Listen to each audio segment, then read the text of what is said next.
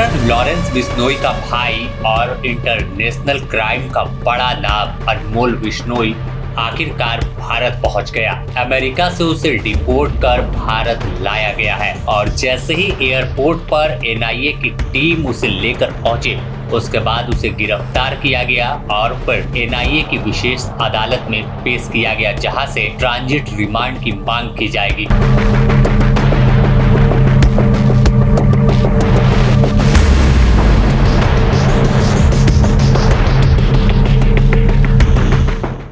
अनमोल बिश्नोई कोई छोटा नाम नहीं है, बल्कि बाबा सिद्दीकी हत्याकांड से लेकर सलमान खान के घर पर फायरिंग का मामला हो या फिर सिद्धू मूसेवाला हत्याकांड, सभी में एक कड़ी के रूप में अनमोल बिश्नोई काम कर रहा था। लगातार बड़े एक्टर, बड़े नेता उसके टारगेट पर रहे हैं।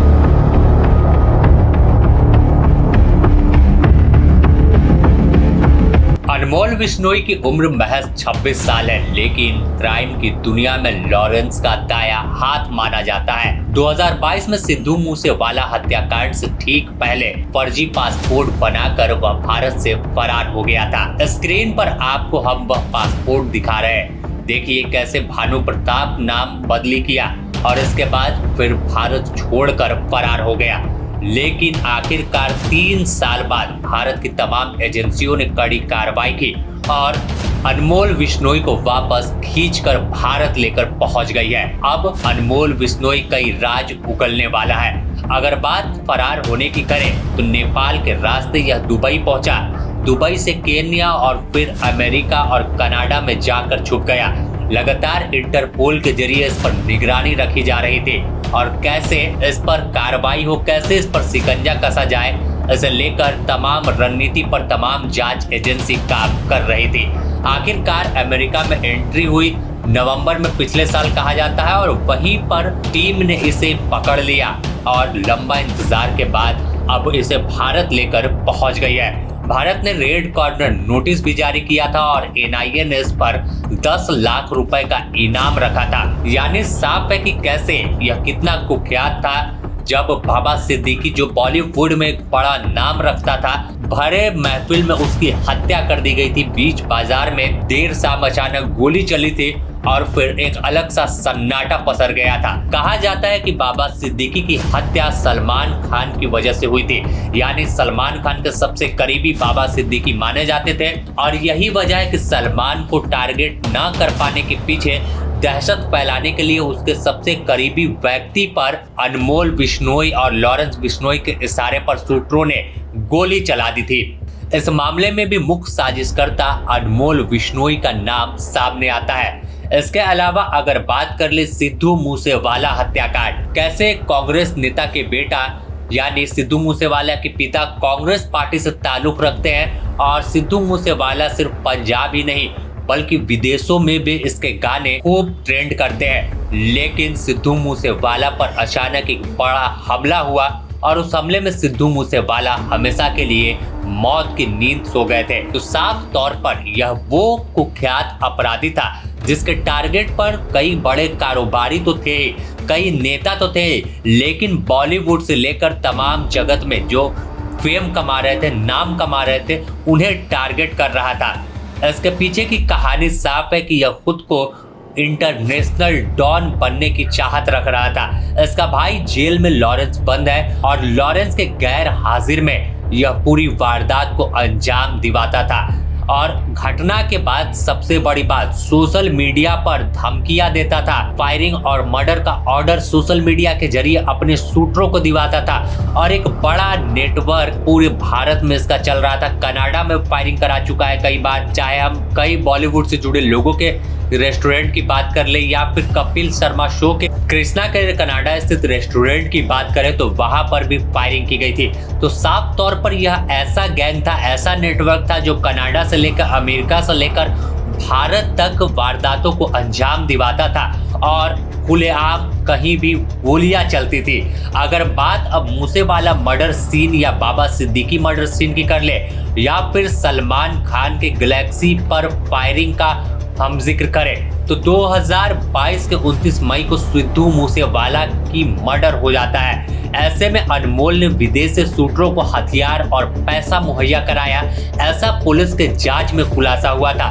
पुलिस पूरे तहकीकात कर रही थी, कई दिनों से रेकी की जा रही थी सिद्धू मूसेवाला की, और इसके बाद मूसेवाला की हत्या के कुछ घंटों बाद फेसबुक पर क्लेम किया गया कि लॉरेंस भाई मैसेज पहुंच गया। साफ था। इसके बाद दूसरी घटना की जिक्र करें तो सलमान खान के घर पर फायरिंग होती है 14 अप्रैल 2024। इस फायरिंग की तहकीकात शुरू हुई। क्राइम ब्रांच के मुंबई पुलिस, सभी जांच एजेंसी और सुरक्षा एजेंसी अलर्ट हुई, क्योंकि यह हमला एक बॉलीवुड के सुपरस्टार के घर पर हुआ था और दहशत में तमाम लोग थे। तमाम उनके फैन सोच रहे थे कि अगर यह गोली सलमान खान को लग जाती तो क्या होता।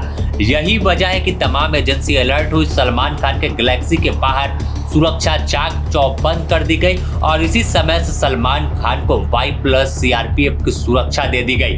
अब इस घटना का जिक्र करें तो कहा जाता है, जो पुलिस रिपोर्ट में जांच में सामने आया था कि विक्की गुप्ता और शागेश गुप्ता को ऑर्डर देने वाला कोई और नहीं, अनमोल ही था। विदेश से इसने ये साफ तौर पर आदेश दिया। और फायरिंग के बाद फिर एक पोस्ट आता है सोशल मीडिया पर और लिखता है, यह सिर्फ ट्रेलर था, अगली बार गोली सीधे सीने पर लग सकती है। तो साफ तौर पर सोचिए कि कितना कुख्यात है कि सलमान खान, सिद्धू मूसेवाला। और अब इस घटना के बाद तीसरी बड़ी वारदात का जिक्र कर ले। बाबा सिद्दीकी हत्याकांड आपको याद होगा कैसे 12 अक्टूबर 2024 का दिन था, जब मुंबई पुलिस के सुरक्षा घेरे में बाबा सिद्दीकी की हत्या कर दी गई थी। अचानक बाइक पर सवार होकर शूटर पहुंचते हैं और बाबा सिद्दीकी अपने दफ्तर से जैसे ही निकलते हैं, दीपावली का दिन था, पटाखे फूट रहे थे, उसी दौरान गोली चलती है और उस गोली पे नाम लिखा होता है बाबा सिद्दीकी का।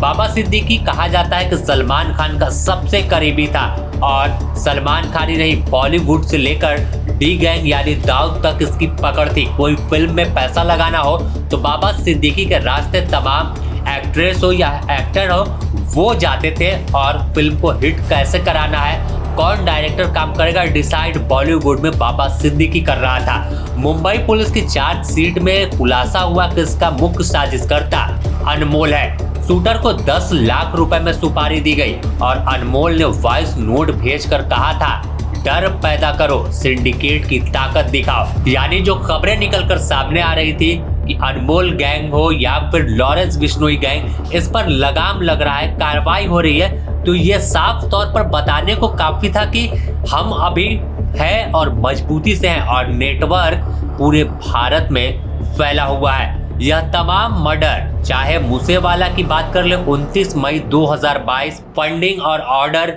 इसमें भूमिका अनमोल की रहे। इसके बाद सलमान खान के घर पर फायरिंग होती है 14 अप्रैल को, इसमें भी सोशल मीडिया क्लेम और प्लानिंग, जो रणनीति तय करने वाला था अनमोल था। बाबा सिद्दीकी मर्डर की बात करें तो 12 अक्टूबर 2024 मुख्य साजिशकर्ता इसमें अनमोल निकला। तो बताने को काफी है कि कैसे अब बाबा सिद्दीकी हत्याकांड हो, सलमान खान के घर पे फायरिंग हो, मूसेवाला मर्डर हो, तो यह गैंग कैसे पनप रहा था, जो सुरक्षा एजेंसियों के लिए भी कहीं ना कहीं सर दर्द बन रहा था। और बाबा सिद्दीकी के बेटे ने साफ तौर पर कहा था कि अब असली मास्टरमाइंड कौन है ये पूछताछ में पता चलेगा। महाराष्ट्र के सीएम ने भी दावा किया था कि प्रधानमंत्री मोदी और गृह मंत्री शाह के राज में कोई भगोड़ा बचेगा नहीं। एनआईए अब इस मामले में बता रही कि सच हुआ कि मोदी राज में कोई भी भगोड़ा देश छोड़कर भागता है और अपराध फैलाता है तो उसे 7 समुंदर पार से खींच कर लाएंगे, और वही हुआ। एनआईए पहले कस्टडी में ले लिया और फिर अब तमाम जांच की प्रक्रिया शुरू हो गई है। संभावना है कि इसमें मुंबई पुलिस भी जल्द ही इसे हिरासत में ले सकती है, रिमांड पर ले सकती है और पूछताछ करेगी। यह भी बात सामने है कि इससे पूछताछ में गोल्डी बराड़, रोहित गोधड़ा जैसे नाम की भी तमाम जो कहानी है वो खुल सकती है। तो साफ तौर पर देखें तो अनमोल बिश्नोई की गिरफ्तारी लॉरेंस गैंग को एक तगड़ा झटका माना जा रहा है। ऐसे में अब सवाल है कि क्या अब सलमान खान को राहत मिलेगी, मूसेवाला केस के सभी राज खुलेंगे, क्या अब पूरे मामले का खुलासा होगा और पूरे मामले पर किस तरह से कहानी सामने आती है कि क्यों सलमान खान टारगेट पर है, क्यों सिद्धू मूसेवाला की हत्या कर दी गई और क्यों बाबा सिद्दीकी को मौत की नींद सुला दिया गया।